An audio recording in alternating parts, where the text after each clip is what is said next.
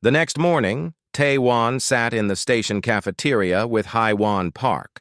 Hae-wan was the chief xenoarchaeologist on the station, which meant she studied the ruins and artifacts left by ancient alien civilizations.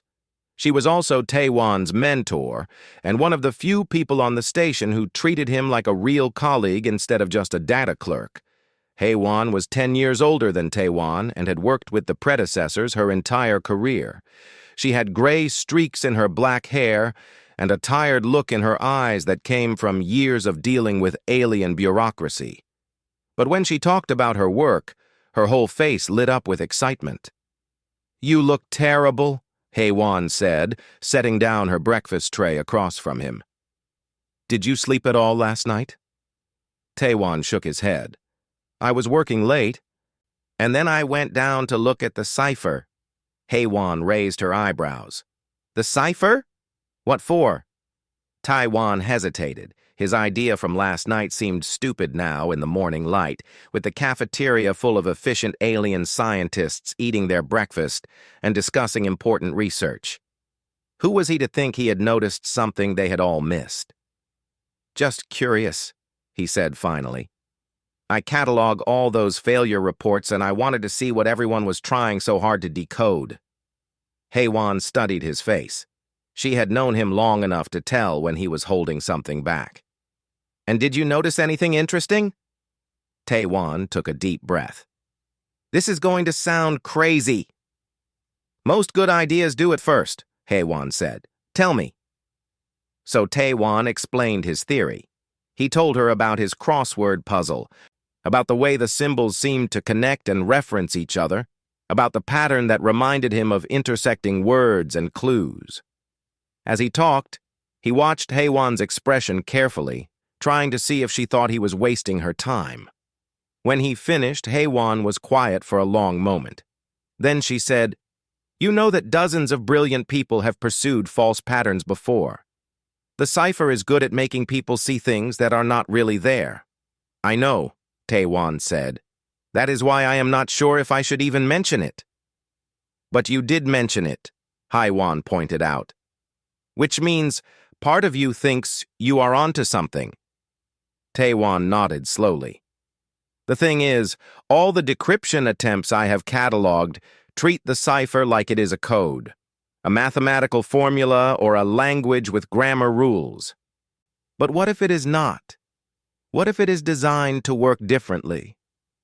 Like a puzzle," Hae-wan said thoughtfully. "Exactly. In a crossword puzzle, you cannot solve each clue separately. You need to see how they all fit together. The answer to one clue helps you solve others. Maybe the cipher works the same way." Hae-wan tapped her fingers on the table. "It is an interesting thought. But Tae-wan, you need to understand something. If you start pursuing this, people will not be happy. The Coalition has spent centuries trying to crack that cipher. Some very important aliens have dedicated their lives to it. If a human data clerk claims to have a new approach, especially one based on word games, they will not take it well." "I know," Tae-wan said. "Maybe I should just forget about it." "I did not say that," Hae-wan replied. "I just want you to know what you are getting into." She paused, then smiled. "But if you want to test your theory, I can give you access to the analysis computers during off hours. Quietly, just to see if there is anything to it."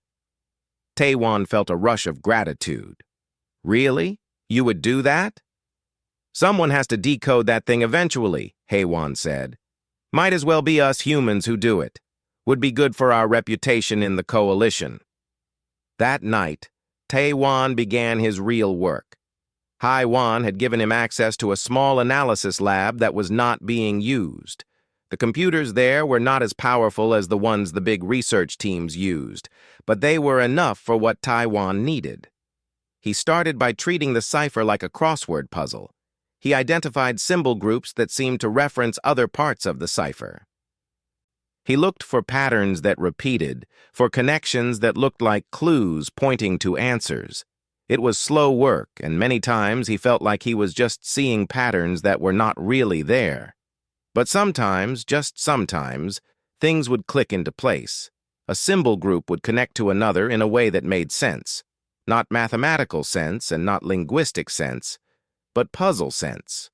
The kind of logic that comes from years of doing crossword puzzles and word games. After 2 weeks, Tae-Wan had mapped out what he called clue clusters in the cipher. Groups of symbols that seemed to work together, that pointed to other groups, that created a web of interconnected meanings. It was not a translation yet, but it was something, a structure, a pattern that no one else had identified. He showed his work to Hai-Wan. She studied his maps and charts for a long time without saying anything. Then she looked up at him. "This is good work, Tae-Wan. Really good.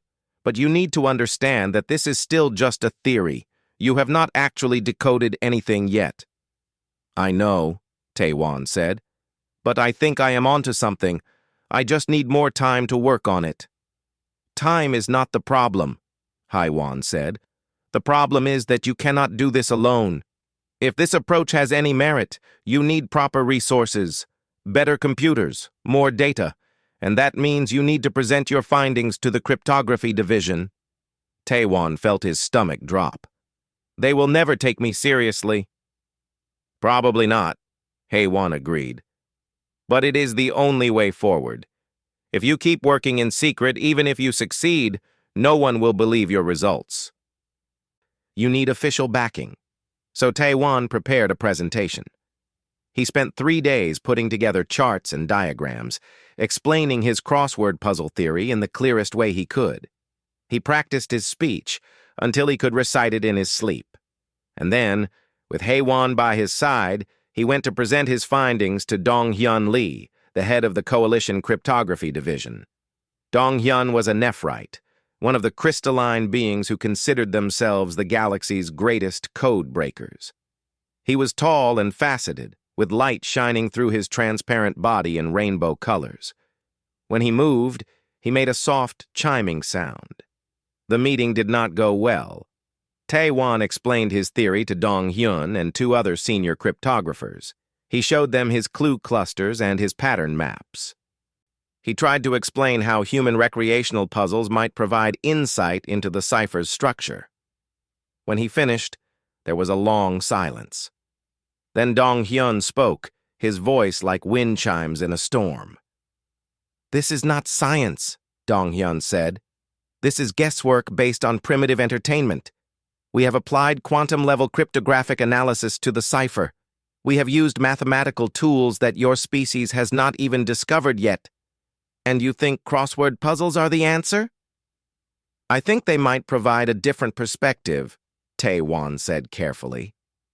"A wrong perspective," one of the other cryptographers said.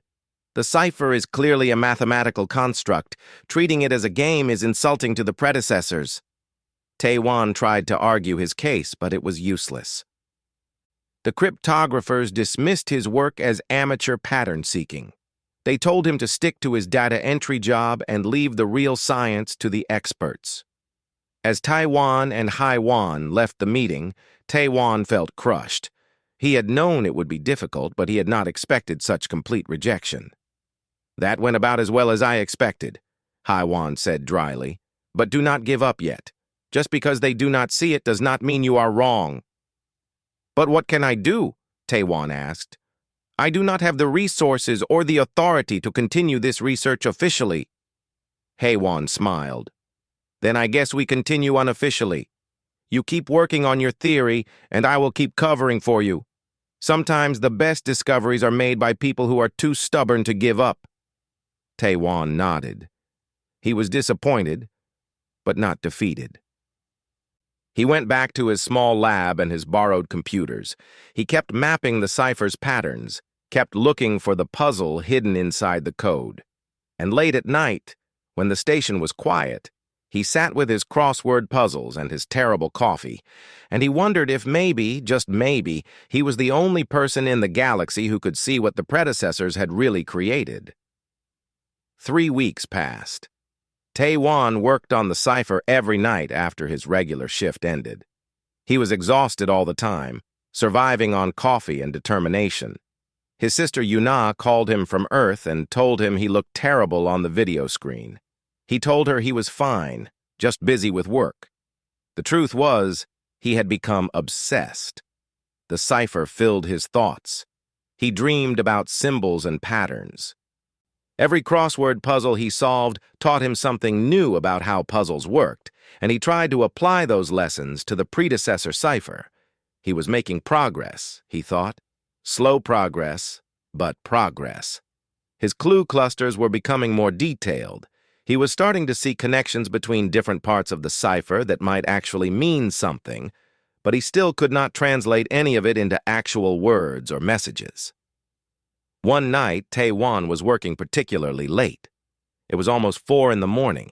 He had a half-eaten sandwich on his desk and a cup of coffee that had gone cold hours ago. His eyes hurt from staring at the screen, but he could not stop. He was close to something. He could feel it. He had printed out his latest chart of the cipher's patterns and spread it across his desk. The paper was covered with his handwritten notes, arrows connecting different symbol groups, questions written in the margins. It was messy and chaotic, but it made sense to him. He reached for his coffee mug without looking and knocked it over. The cold coffee spilled across his desk, soaking into the printed chart before he could stop it. Tae-won swore and grabbed the paper, but it was too late. The coffee had already bled through, making the ink run and blur. He held up the dripping paper, ready to throw it away in frustration. But then he stopped. The coffee stains had created patterns in the ink. The liquid had bled through from one side of the paper to the other, making some of his notes visible through the back. Different layers of information, all visible at once, overlapping and connecting. Tae-won stared at the coffee-stained paper. His heart started beating faster. Layers. The cipher had layers. He had been treating the cipher as a flat surface, just like everyone else. But what if it was not? What if the symbols were meant to be read through multiple layers at the same time, with some symbols modifying the meaning of others beneath them? It was like his crossword puzzle. In a crossword, the words intersected. One word's letters became part of another word. The answers shared space and influenced each other. Maybe the cipher worked the same way, but in 3 dimensions instead of 2. Tae-won forgot his exhaustion. He pulled up the 3-dimensional scans of the cipher on his computer. The crystal structure was not flat. It had depth. Previous researchers had noted this, but they had still analyzed the symbols as if they existed on the surface. No one had considered that the symbols might be designed to be read through the crystal, layer by layer. He started mapping the symbols in 3-dimensional space, looking for overlaps and connections. It was complicated work. His computer was not really powerful enough for this kind of analysis. But he worked through the night anyway, drinking fresh coffee and making notes as fast as his tired brain could process the information. By morning, Tae-won had something new. A 3-dimensional map of the cipher that showed how symbols on different layers connected to each other. It was beautiful and complex, like a web made of light, and it looked like a puzzle. He showed his discovery to Hai-won that afternoon. She looked at his 3-dimensional model on the computer screen and was quiet for a long time. "This is different from anything anyone has tried before," she said finally. "But Tae-won, this makes the cipher even more complicated. If the symbols work in multiple layers, the number of possible meanings increases exponentially. How would you even begin to translate it?" "I do not know yet," Tae-won admitted. "But I think I need help. This is too big for me to solve alone." "What kind of help?" Hae-won asked. "Someone who understands layered writing systems, languages where the meaning changes based on context and combination. I was thinking about Korean Hanja characters. They can have multiple meanings depending on how they are combined with other characters. Maybe someone who specializes in that kind of thing could help me." Hae-won thought about this. "There is a historical anthropologist visiting the station next week. Her name is Yoon-suk Nam. She specializes in extinct Earth languages, particularly Asian writing systems. I could introduce you." "Would she be willing to help?" Taiwan asked. "This is not exactly her field." "Yoon-suk is curious about everything," Haiwan said. "If you show her something interesting, she will want to understand it. And your layered symbol theory is definitely interesting." The next week, Taiwan met Yoon-suk Nam in Haiwan's office. Yoon-suk was a small woman in her 50s with sharp eyes and quick movements. She wore comfortable clothes covered in pockets, the kind of practical outfit that academics who spent time in the field preferred. When Haiwan introduced them, Yoon-suk shook Taiwan's hand firmly. "Haiwan tells me you have a crazy theory about the predecessor cipher," Yoon-suk said. "I love crazy theories. Show me what you have got." Taiwan explained everything. His crossword puzzle insight, his clue clusters, and his new discovery about the layered structure. He showed Yoon-suk his three-dimensional model on the computer. She studied it carefully, asking questions and making notes. When he finished, Yoon-suk was smiling. "This is fascinating. You are right that this resembles layered writing systems. Have you heard of Chinese oracle bone script?" Taiwan shook his head. "It was one of the earliest forms of Chinese writing," Yoon-suk explained. "The characters were carved into turtle shells and animal bones." But here is the interesting part. The meaning of a character could change depending on where it was carved on the bone and what other characters were nearby. Position and context mattered as much as the symbol itself. "That sounds like what I am seeing in the cipher," Taiwan said excitedly. "Exactly. And there are other examples.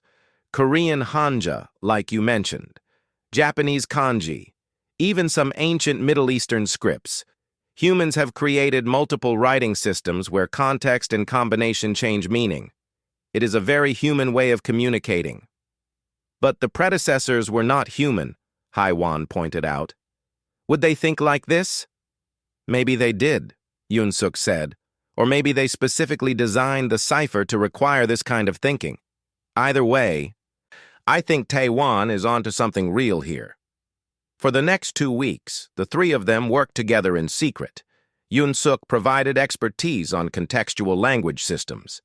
Haiwan used her connections to get them better computer access. Taiwan brought his puzzle-solving skills and his detailed maps of the cipher's structure. They developed what they called a contextual overlay matrix. It was a translation framework based on the idea that each symbol in the cipher could have multiple meanings depending on what other symbols surrounded it, both on the same layer and on different layers. The meaning came not from individual symbols, but from the relationships between them. It was slow, difficult work. They had no way to know if they were on the right track. The cipher provided no feedback, no indication that they were getting closer to understanding it. They had to trust their instincts and keep going. Late one night, as they were all working in Haiwan's office, Yoon-suk suddenly sat back in her chair and laughed. "What is it?" Taiwan asked. "I just realized something," Yoon-suk said. "Every other species that tried to decode the cipher approached it logically. They used their own communication systems as models. But human communication is not logical. It is messy and contextual and full of wordplay. We love puzzles and games with language. We find patterns in chaos." "And?" Haiwan prompted. "And maybe that is exactly what you need to decode something like this. Maybe the predecessors designed it specifically for species that think the way humans do. Species that play with meaning instead of just transmitting it." Taiwan thought about this. It was a strange idea.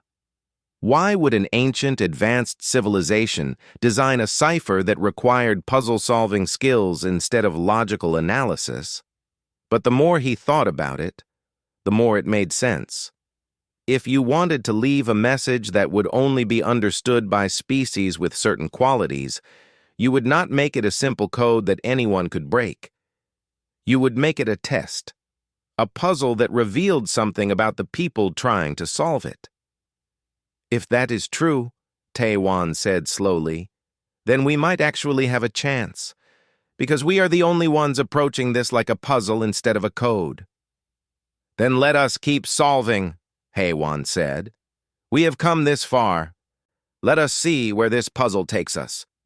They worked through the night, refining their contextual overlay matrix and applying it to the cipher. Outside the office windows, the stars shone in the darkness. And inside, 3 humans worked together on a puzzle that had defeated the galaxy's greatest minds for 10,000 years. They did not know it yet, but they were closer to the answer than anyone had ever been. HFY had not been back to his apartment in 3 days. He was living in the small analysis lab now, sleeping on a folding chair when he became too tired to keep his eyes open. Empty coffee cups covered every surface. The room smelled like coffee and exhaustion and stubborn determination. HFY and Yoon-suk were just as consumed by the work. They had abandoned their other projects and research. Nothing else seemed important compared to what they were trying to do. The predecessor cipher had become their whole world. They had made real progress. Their contextual overlay matrix was working. They could identify symbol relationships now, could see how meanings shifted and changed based on position and connection. But they still could not translate the actual message. They had the grammar, but not the vocabulary. They had the structure of the puzzle, but not the solutions. HFY stared at his computer screen until his vision blurred. He had been looking at the same section of the cipher for 6 hours. There was something there. He knew there was. A pattern that was right on the edge of his understanding, but he could not quite grasp it. His tablet beeped. It was a video call from his sister Yuna back on Earth. HFY almost did not answer. He looked terrible, he knew. Unshaven, with dark circles under his eyes, wearing the same clothes he had worn for 2 days. But Yuna would worry if he ignored her call. He accepted the call. Yuna's face appeared on the screen. She took one look at him and frowned. "You look awful," she said. "What are you doing to yourself?" "Working on something important," HFY said. His voice was hoarse from not talking much. He had been too focused on work to have normal conversations. "Important enough to stop eating and sleeping?" Yuna asked. She was a mathematician, practical and logical. She understood obsession, but she also understood the need for basic self-care. "Maybe," HFY said. Then, because he needed to talk to someone outside his small team, he told her what they were doing. He explained about the cipher and his crossword puzzle theory and the contextual overlay matrix. Yuna listened carefully. When he finished, she was quiet for a moment. "Can you send me your data?" she asked. "Your matrix framework and your symbol maps?" "Why?" HFY asked. "Because I am a mathematician, and math is just another kind of pattern finding," Yuna said. "Maybe I can help. I can run some computational analysis on Earth's research computers. They are better than what you have access to on the station." HFY felt a surge of gratitude. "You would do that?" "You are my brother," Yuna said simply. "And this sounds fascinating. Send me everything you have. Let me see what I can do." So HFY sent her his data. All of it. 3 weeks of work compressed into files and charts and notes. Yuna downloaded it all and promised to start working on it immediately. 2 days later, Yuna called back. She looked excited. "I found something," she said. "Your contextual overlay matrix works, but it is incomplete. You were trying to map the relationships manually, which is why it was taking so long. But I wrote an algorithm that can identify the relationship patterns automatically. It is faster and more accurate than doing it by hand." "Can you send me the algorithm?" HFY asked. "Already done," Yuna said. "Check your messages." HFY found the file and downloaded it. It was elegant code, clean and efficient, very much like Yuna herself. He loaded it into his analysis program and ran it against the cipher data. The computer started finding patterns that HFY had missed. Connection after connection, layer after layer. The algorithm was doing in minutes what would have taken Taewon weeks to do manually. "This is incredible," Taewon told his sister. "This might actually work." "Of course it will work," Yuna said. "We are Kims. When we decide to solve something, we solve it." Over the next week, the team worked with Yuna's algorithm. They refined it, adjusted it, taught it to recognize the specific kinds of patterns they were seeing in the cipher. Slowly, piece by piece, they started to build a working translation framework. The breakthrough came at 3 in the morning on a Tuesday. Taewon was alone in the lab. Haewon and Yoon-suk had gone to sleep hours ago. But Taewon could not sleep. He kept running the algorithm, kept adjusting parameters, kept trying different approaches. And then, suddenly, the computer beeped. The algorithm had found something, not just a pattern, but an actual translation, a complete thought expressed in symbols. Taewon leaned forward and read the translated text on his screen. "To those who find meaning in chaos, who see patterns in play, who solve for joy rather than necessity, you are ready." Taewon stared at the words. His heart was pounding. This was real. This was an actual message from the predecessors. He had translated part of the cipher. He immediately called Haewon and Yoon-suk. They came running to the lab in their sleep clothes. When he showed them the translation, Yoon-suk laughed out loud. "It is a test," she said. "The cipher is a test to find species that think a certain way." "Species that solve puzzles for fun," Haewon added. "Species that play with patterns and meaning. Species like humans," Taewon said quietly. They ran the algorithm against more of the cipher. More translations came through. The message was long and complex, but the core idea was clear. The predecessors had created the cipher as a filter, a way to identify civilizations that had developed creative, playful, pattern-seeking intelligence. The cipher was not a code protecting important information. It was a psychological test, and humans had passed it. Why would they do this? Taewon wondered. Why create a test like this? Maybe they were looking for species like themselves, Yoon-suk suggested. Or maybe they wanted to find species with the right kind of thinking for whatever they left behind. Whatever they left behind? Haewon repeated. You think there is more than just this message? Before anyone could answer, the computer started making a different sound. Not an error, but an alert. Something was happening with the cipher itself. Taewon pulled up the live feed from the archive hall. The predecessor's cipher was glowing brighter than he had ever seen it. Light was cascading across its surface in waves. The symbols were shifting and rearranging themselves. What is happening? Yoon-suk asked. Taewon checked his computer. The algorithm was still running, still translating, and the cipher was responding. It was activating. I think we just unlocked something, Taewon said. They ran down to the archive hall. By the time they got there, other people had noticed the strange behavior of the cipher. Security guards stood watching it warily. A few night shift researchers had gathered, pointing and talking in urgent voices. Taewon pushed through the crowd and stood in front of the cipher. It was beautiful and terrifying. The light seemed to pulse with intelligence, with purpose. The symbols moved in patterns that Taewon now understood were not random. They were a language, a puzzle, a message that had waited 10,000 years for someone to read it. Haewon grabbed his arm. Look at the display, she said, pointing to the security monitors nearby. The monitors showed sensor readings from across the galaxy, and they were all going crazy.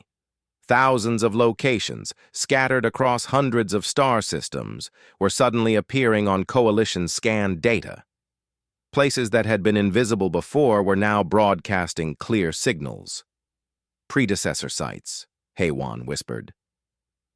The cipher is revealing the locations of hidden predecessor sites. Taewon understood.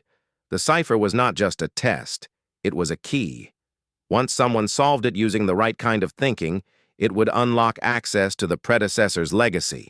all the knowledge and technology they had left behind, hidden and waiting for the right species to find it. And that species was humanity. Alarms started going off all over the station. Coalition officials were being woken up. Emergency meetings were being called. Everyone wanted to know what was happening, why the cipher had suddenly activated after 10,000 years of silence. Tae-wan stood in front of the glowing crystal and smiled. He had solved it. A data entry clerk with a love of crossword puzzles and a habit of drinking too much bad coffee had solved the greatest mystery in the galaxy. But more than that, he had proven something important. Humanity's way of thinking, their playful approach to problems, their love of puzzles and patterns, was not a weakness. It was exactly what the universe had been waiting for. The cipher's light reflected off Tae-wan's face as he stood there, surrounded by confused aliens and flashing alarms. He thought about all the nights he had spent alone in his lab, tired and frustrated, wondering if he was chasing nothing. All the times he had been dismissed and ignored by people who thought they knew better. All of it had been worth it for this moment. This impossible, wonderful moment when everything changed. Hae-won came and stood beside him. "You did it," she said quietly. "You actually did it." "We did it," Tae-wan corrected her. "All of us together." "What happens now?" Yoon-suk asked, joining them. Tae-wan looked at the cipher, at the patterns of light that he now understood. "Now," he said, "we go find out what the predecessors left for us." The lights continued to pulse and shift, and somewhere far away, on thousands of hidden worlds, ancient doors were opening for the first time in 10 millennia. The Coalition Council met in emergency session 6 hours after the cipher activated.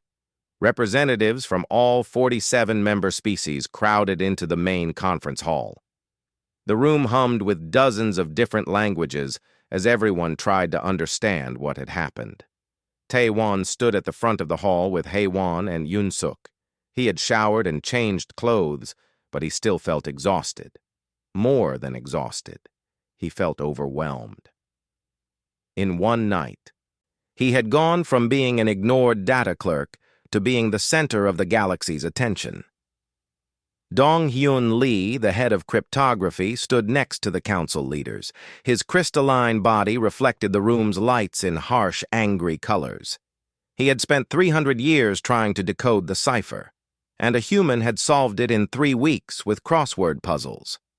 The council leader called for order. She was a tall, elderly Valdari with scaled skin and wise eyes.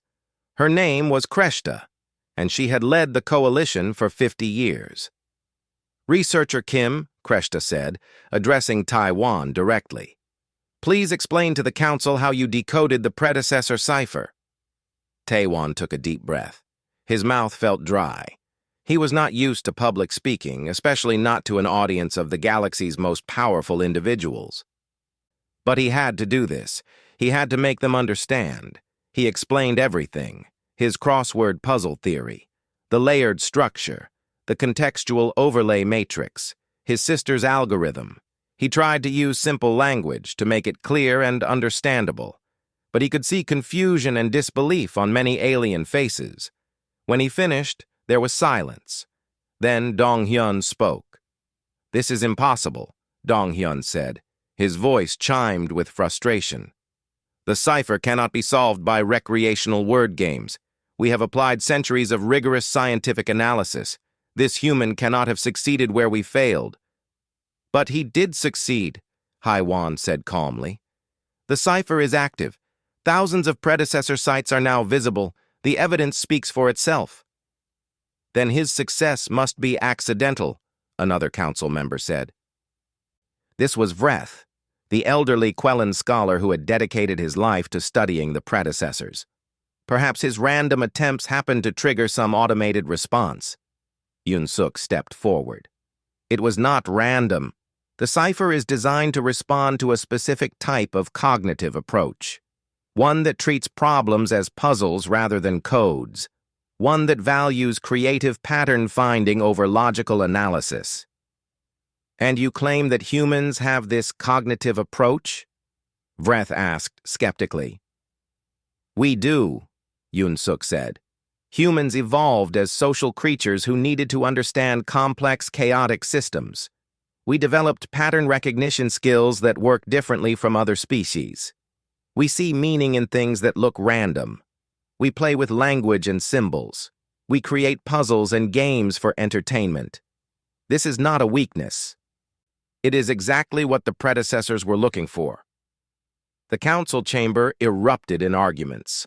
Some species insisted that the human explanation made no sense.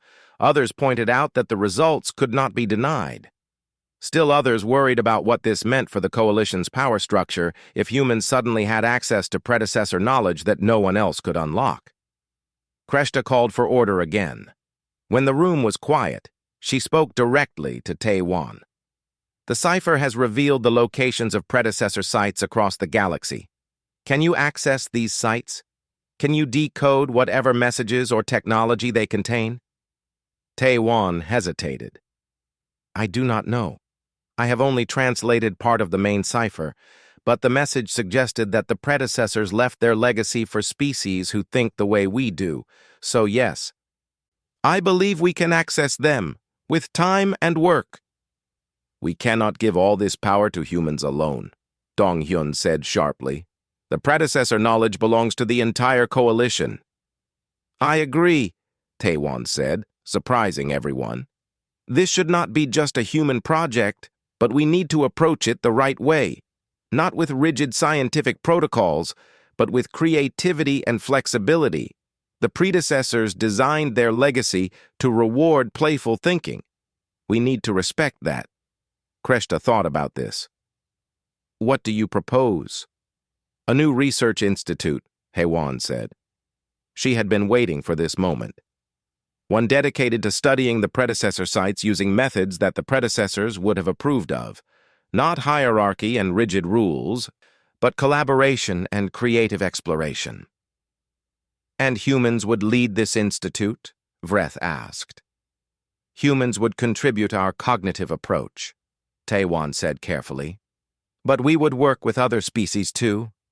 Anyone who can learn to think more flexibly, to see problems as puzzles. This is not about human superiority. It is about finding the right tool for the right job. The council debated for hours. Tae-wan sat and waited, drinking water and trying not to fall asleep. Finally, Kreshta announced their decision. The coalition would establish the Predecessor Studies Institute. It would be based on the principles Tae-wan had suggested: collaboration over hierarchy, creativity over rigid methodology. Tae-wan would be offered the directorship, with Hae-won and Yoon-suk as senior researchers. Other species could join if they showed aptitude for the flexible, puzzle-solving approach the work required. It was not everything Tae-wan had hoped for. Some council members were still skeptical, others were resentful, but it was a start. A chance to prove that humanity's way of thinking had value. As the meeting ended, Vreth approached Tae-wan. The elderly insectoid scholar moved slowly, his age showing in every step. He stopped in front of Tae-wan and stood silent for a long moment. I have spent 300 years studying the predecessors, Vreth said finally. I believed I understood them better than anyone, but you taught me something today. You showed me that understanding requires more than knowledge and logic. It requires the ability to see things differently, to approach problems from unexpected angles. I was wrong to dismiss you. Tae-wan felt a wave of respect for the old scholar. It took courage to admit being wrong, especially after so many years of certainty. You were not completely wrong, Tae-wan said. All your research provided the foundation I built on. I could not have solved the cipher without all the work you and others did first. I just approached it from a different direction. Vreth tilted his head, a gesture of acknowledgement. Perhaps that is the real lesson, that solving the greatest mysteries requires many different approaches working together, Not one species alone, but all of us contributing our unique perspectives. I think the predecessors would have liked that idea, Taewon said. 2 months later, Taewon sat in his new office at the Predecessor Studies Institute. It was larger than his old workspace and filled with better equipment. But he had made sure to keep some familiar things. His collection of crossword puzzles, his coffee maker, a small window looking out at the stars. The institute was growing quickly. Researchers from a dozen different species had joined, all of them willing to learn new ways of thinking. They were mapping the newly revealed predecessor sites, planning expeditions, and developing new translation methods based on Taiwan's original approach. Humanity's status in the coalition had changed overnight. Humans were no longer seen as the young, unsophisticated species. They were recognized as bringing unique and valuable skills. Human consultants were in high demand across the galaxy, helping other species learn to think more flexibly and creatively. It was strange and wonderful, and a little overwhelming. Taewon still felt like the same person he had been 3 months ago, but the galaxy saw him differently now. He was the person who had cracked the predecessor cipher, the person who had changed everything. Haewon knocked on his office door and entered. "How are you doing?" she asked. "Tired," Taewon admitted. "Happy, but tired. There is so much work to do." "There always will be," Haewon said. "The predecessors left behind thousands of sites.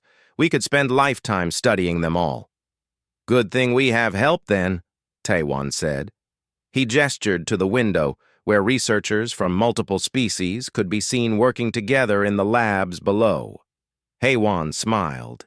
"You did something important, Taewon. Not just solving the cipher, but showing everyone that different ways of thinking have value. That what looks like weakness can actually be strength." Taewon thought about this. He remembered all the times he had felt inadequate on the station, surrounded by brilliant aliens who seemed so much smarter and more capable than him. He had doubted himself constantly, but in the end, his simple human approach to problems had been exactly what was needed. "I think the predecessors knew," he said. "I think they understood that the best solutions come from unexpected places, from people who are not afraid to try different approaches, even if others think those approaches are silly. Like solving ancient alien ciphers with crossword puzzles," Haewon said with a grin. "Exactly like that," Taewon agreed. After Haewon left, Taewon pulled out his latest crossword puzzle. It was a difficult one, full of tricky clues and obscure references. He poured himself a cup of coffee, still terrible despite the better equipment, and started working on it. As he filled in the answers, he thought about how strange life was. A few months ago, he had been nobody, a data clerk killing time with word games. Now he was the director of the most important research institute in the galaxy. But he was still the same person. He still loved puzzles. He still drank too much coffee. He still approached problems by looking for patterns and connections, by playing with ideas until something clicked into place. Maybe that was the real message the predecessors had left, not any specific piece of knowledge or technology, but a reminder that the most important tool for solving problems was the willingness to think differently, to play, to experiment, to see wonder and challenge in everything. The crossword puzzle had a clue that made Taewon smile. Gift from the past, revealed through play. 8 letters. He thought for a moment, then wrote the answer, treasure. Outside his window, the stars shone bright, and somewhere out there, on 1,000 hidden worlds, the treasures left by the predecessors waited patiently for puzzle solvers to find them. The galaxy was full of mysteries, but now, finally, humanity had shown they had the right kind of mind to solve them. Not through force or pure logic, but through creativity, playfulness, and the simple joy of figuring things out. Taewon took another sip of his terrible coffee and smiled. It was going to be an interesting future.